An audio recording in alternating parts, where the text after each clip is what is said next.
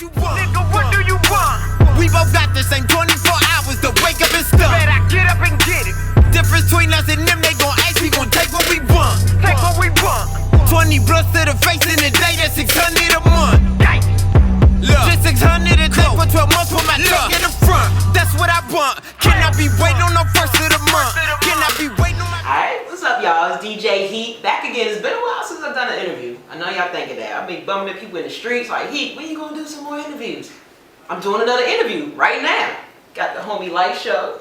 How you doing today, sir? A1, I can't complain. I know, that's right. Just dropped a project that came out on Friday at midnight. Right. Correct? Because I know you're a fellow Redskins fan, so I remember you said it's going to help us ease the pain of that Thursday night.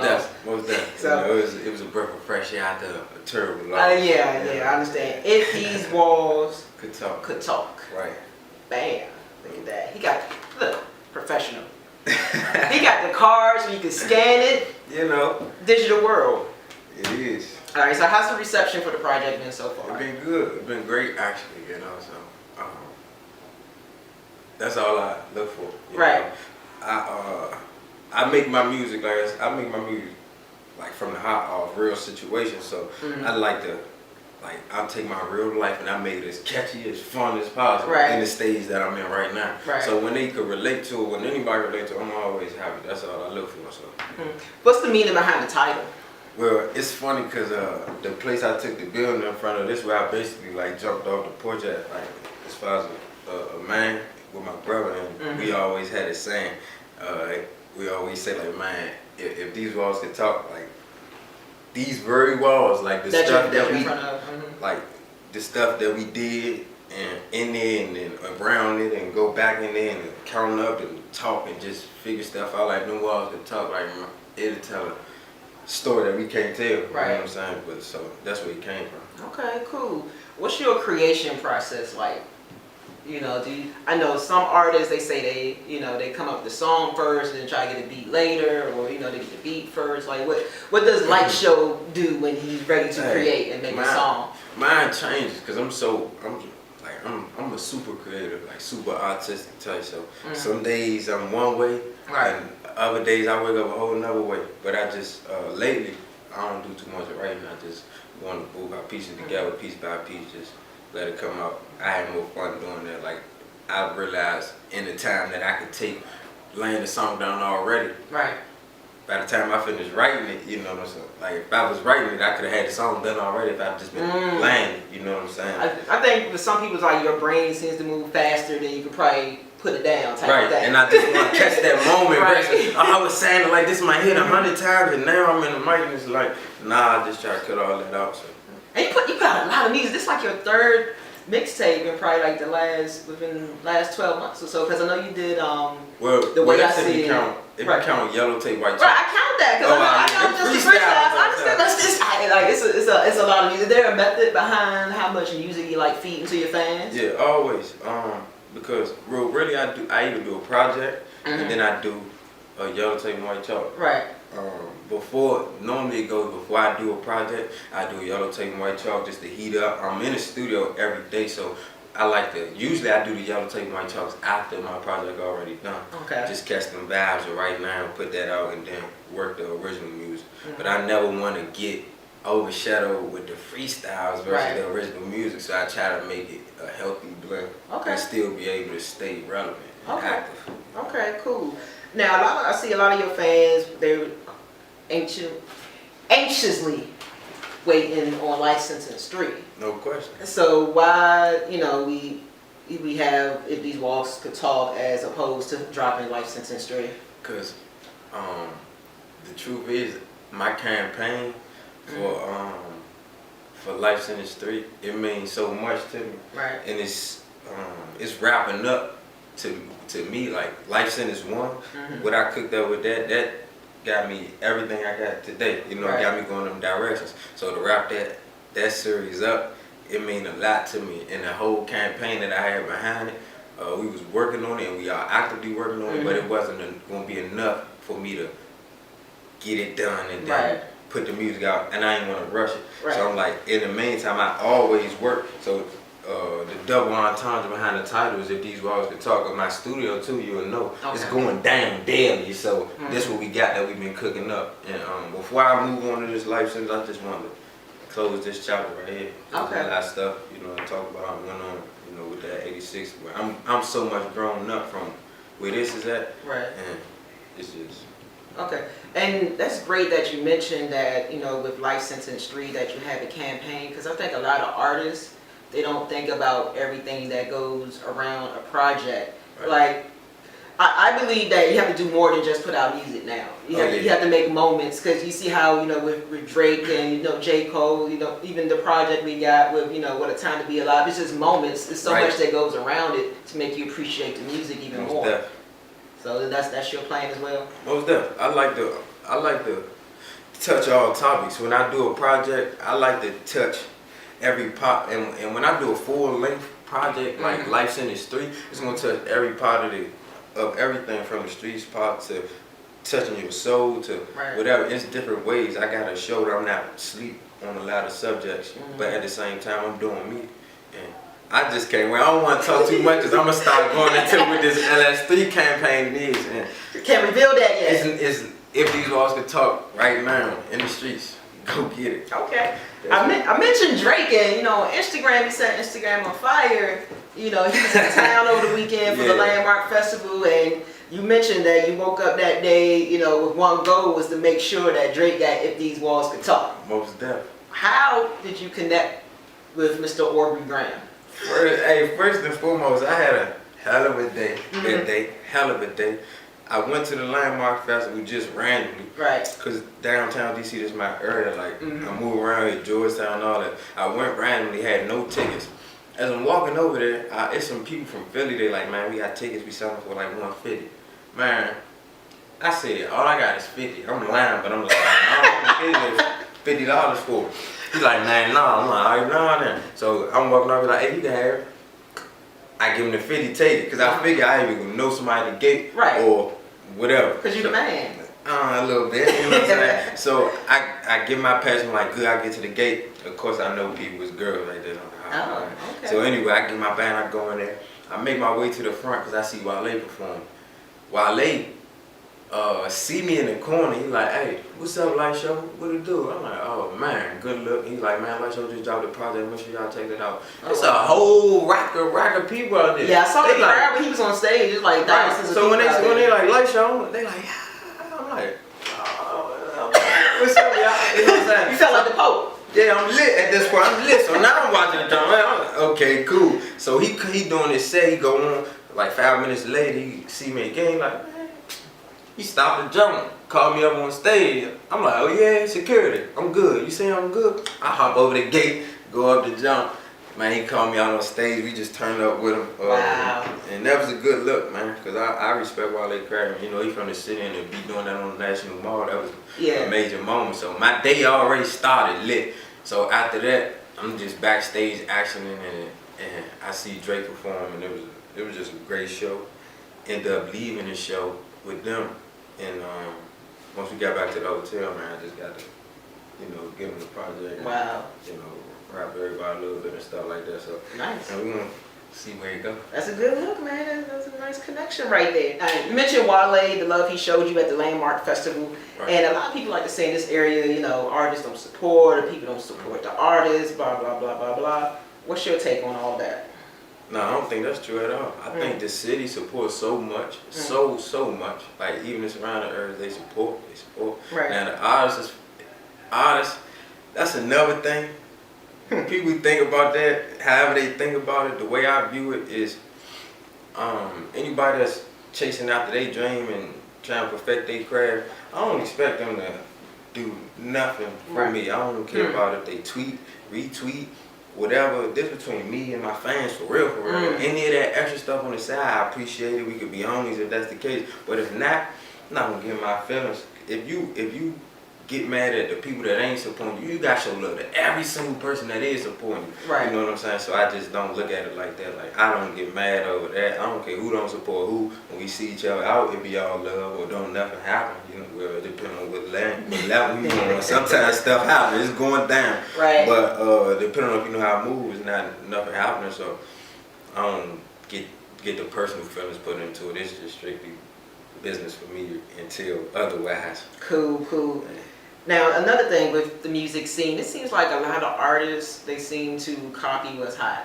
You know, we could go with like Migos type flow and Future type stuff. To me, you've always stayed true. What's that?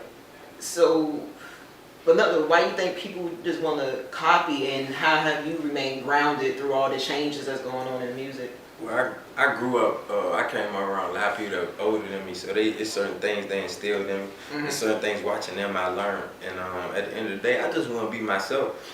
I didn't even get in music to be nobody else.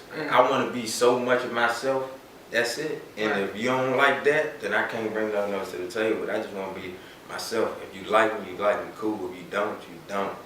Cool, oh well, but I'm gonna be 100% myself. I'm not changing. I don't want to get with the trends. I want to find myself. So many people, they lose themselves, or they never even find themselves because they following out what the next man do. Next man do, they be 40, 50 years old, just figuring out who they are as a person. Aside from the music, who I am as a person, that's the big thing. How would you say you've grown not only as an artist, but as a man from when you first stepped into the scene and dropped your first project? I grew more, well, I'm growing as an artist because when I first started, I started off in such a small box that I really didn't know where it was going, but I knew what I wanted to do. But where I was at, even without knowing it, had my mind in a small box. So I'm making a certain type of music, but I know the music gift that I got, period, it come from somewhere. It come from somewhere deeper than just where my surroundings is. So I'm seeing this certain stuff every day. My music reflect that. And at the same time, I'm getting bigger because the city, you know, at this time the city taking over with music and this, that, and the third, so the fans coming. Then I started noticing like, all right, cool. Like, I'm appealing to all different faces, races, and different type of things. So it made me want to say, hey, how can I go in and make my stuff relatable to more of the masses than you feel like if I ain't in the hood, then I can't relate, or if I ain't feeling sorry for them in the struggle rap, then I can't relate. I said, all right, I'm gonna figure out who I. That's what made me say, I'm gonna figure out all the way who I am, be 1,000% just me. Where the music come out now, and it's about, well, in this stage that I'm in, it's about the situations I'm going through, the different things, like the most little things that I find about myself, I make music about. Because I feel like if I'm honest, then people can relate to honesty at the end of the day. And as a man, I learned so much as a man because rap taught me so many lessons I never thought I was going to learn. Like, never thought I would come in. I thought I came in the game when it was about, at one time early, when I was into it, it was way different, way different. And then to think I wanted all these things, and then now I don't want none of that. I just want to keep it gangster, straight up and down. Because the world we live in is foul. You know what I'm saying? Saying I was like that. All that little stuff ain't important. I want to keep it gangster. I ain't make good music, and I know if I do that, I'm always gonna be blessed. You know what I'm saying? So. Amen. Yeah. Now, you're not afraid to touch on issues that are going on in our society. In the Score video, you showed footage, you know, from Freddie Gray and Sandra Bland, and you even during the 50th anniversary of what happened in Selma, you went that like, how was that feeling to go down to Selma? That was a life-changing experience. That's where I met Bill Withers. I consider him a friend to this day, and man, we had the most life-changing, long conversation. Y'all youngsters don't know who Bill Withers is? Bill Withers is one of the greatest writers of our time, and he just walked away from music because he lost respect for it. But he one of the greats, and I got a chance to tell him how I see stuff from my eyes and really let him understand it. And the type of understanding that we was able to come through from me saying what he's saying and him saying what I said. But I was saying, like, we on a star-studded bus, Right. and I'm the most person like me on the bus, and he's the most person like him. It's just two opposite ends of the spectrum. Exactly, Right? and it got to the point so much where the whole back of the bus, I'm talking about a star-studded bus, I could drop names, Right. and they moved to the front of the bus to allow us to talk like that. And man, it Wow. was just a powerful, like, it felt like we bridged the generational gap a little bit, you know what I'm saying? So Nice. that was one of the best experiences I ever had. Right. So you speaking out about things that are going on. Why You want me think? to tell you, as a matter of fact, Yeah, go ahead. look, this is how the conversation started. I said, in my song that I was doing, it was a powerful song for them, but I said nigga in my song. Now, this is the thing. I thought about it before I went out there. I'm like, am I going to say it? Am I not? I'm going to say it, Alabama. You know what I'm saying? I'm going to say it, am I not?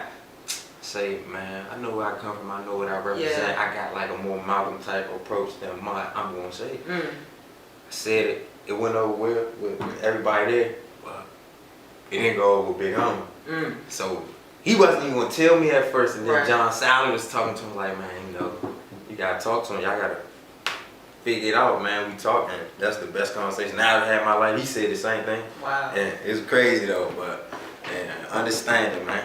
Now you seem different than most other artists around your age. Why do you think that others in rap music may be scared to even like speak out about what's going on in our climate, or approach have a conversation like the one you did? Most people be like, man, forget that old man type of thing. I think it's all how you raised. I think it's where your respect level at. I think it's your tolerance for people and the differences in people, you know. If you want to be accepted, you got to accept other people. So I try to always be willing to listen and understand and then make my decision. Like, I don't judge nobody. I respect all men. I carry myself like that. That's that way. If anything go left, oh, I know we could turn it all the way up because I came with nothing but good intentions. Right. So I always try to move with even killed as possible, you know.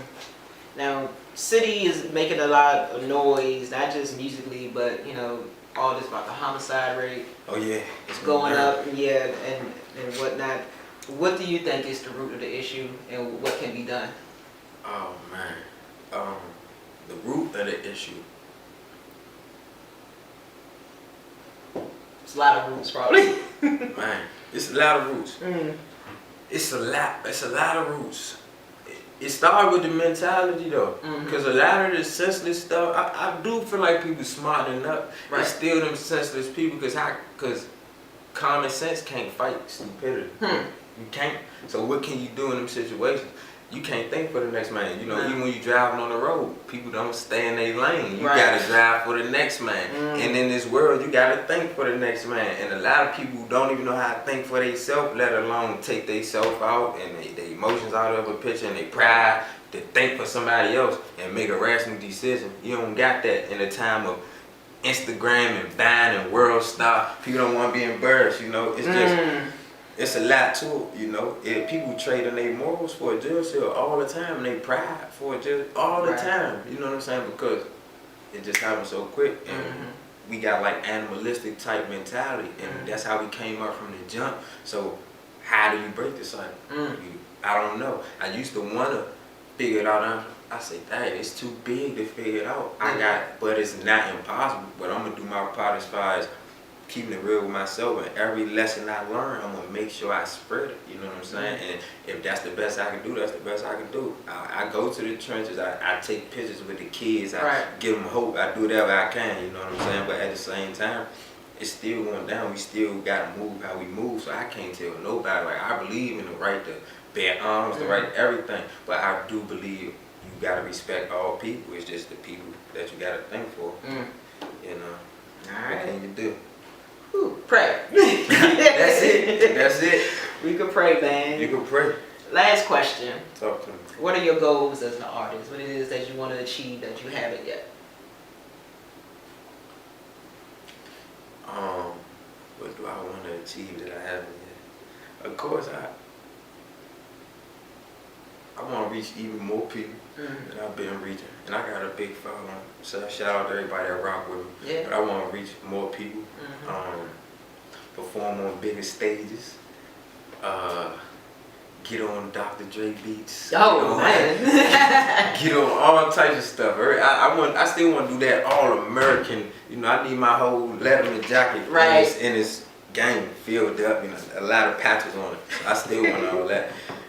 So I'm working hard towards that. I really want to be one of the best ever. Not the best in DC. Right. I want to be one of the best ever. And some people can't see that. They like, oh, they don't.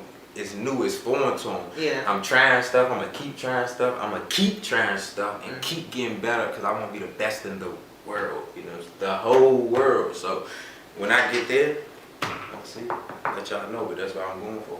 There y'all have it. Lightshow, make sure y'all download If These Walls Could Talk. Spinrilla.com, livemixtapes.com, all those other .coms. You get your mixtapes. Make sure you download it, stream it, all that good stuff. Lightshow, man, I wish you all the best. Hey, thank you I've so seen much. you come up since you were younger. No question. You got No introduced question. into the world. Introduced to me by like DJ Easy and No DJ question. Lean. So shout Shout out to all out them. AB too. Right, you know, the Jamil, all First you know. person ever put me in the studio. Right, them pretty eyes. I don't know nothing about it. That's my brother. That's my real brother. For real. All right, we out. Thank you, sir. Thank you.